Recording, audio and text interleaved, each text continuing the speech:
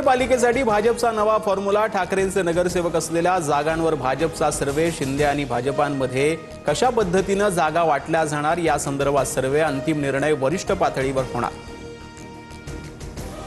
ठाकरे बंधूंची जागा वाटपाची प्राथमिक बोलणी उद्यापासून सुरू होणार। स्मृतीस्थळावर उद्धव ठाकरेंचा बाळा नांदगावकरांशी संवाद। सूत्रांची माहिती। शिवसेना प्रमुखांना ठाकरे बंधूंकडून अभिवादन। 11 वर्षांनंतर उद्धव ठाकरे, राज ठाकरे बाळासाहेबांच्या स्मृतीस्थळी एकत्र। ठाकरेंच्या शिवसेनेचे उपनेते अद्वै हिरेंचा पक्षाला रामराम। उद्या भाजपात प्रवेश करणार। नाशिकमधील समीकरण बदलण्याची शक्यता। विधानसभेत हिरेंनी दादा भुसेंना आव्हान दिलं होतं। भाजपनं पक्षप्रवेशाला स्थगिती दिलेल्या काशीनाथ चौधरींची उद्या पत्रकार परिषद। भूमिका जाहीर करणार। पालघरमधल्या साधूंच्या हत्या प्रकरणात चौधरींवर आरोप। माझ्यावर महाराजांसाठी पहिली राजकीय केस झाली, बरं वाटलं। 4 महिने शिवरायांच्या पुतळ्याच्या अनावरणासाठी वेळ का नव्हता? गुन्हा दाखल झाल्यानंतर अमित ठाकरेंचा सरकारवर निशाण। माझ्या मुलाचा मला अभिमान। शिवपुतळा अनावरणावरून अमित ठाकरेंवर झालेल्या कारवाईनंतर शर्मिला ठाकरे स्पष्टच बोलल्या। तर 1800 कोटींचा जमीन घोटाळा पण गुन्हा दाखल नाही। पार्थ पवार प्रकरणावरून साधला निशाण।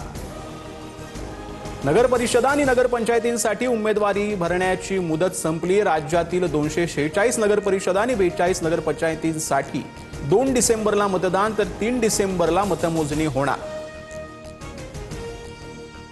सोलापूरच्या अनगर नगर अध्यक्षपदाच्या उमेदवारी अर्जावरून मोठं नाराजी नाट्य। राजन पाटलांची लोक पाठलाग करत असल्याचा आरोपातून उज्ज्वला थिटेंचा पोलीस संरक्षणात अर्ज, तर नगरपंचायतीत भाजपच्या 17 पैकी 17 जागा बिनविरोध। सुनील तटकरेंनी समोर बसून विकास कामांवर चर्चा करावी। मंत्री भरत गोगावलेंचं आव्हान। महाडमधील विकास कामांवरून तटकरेंनी प्रश्नचिन्ह उपस्थित केलं होतं।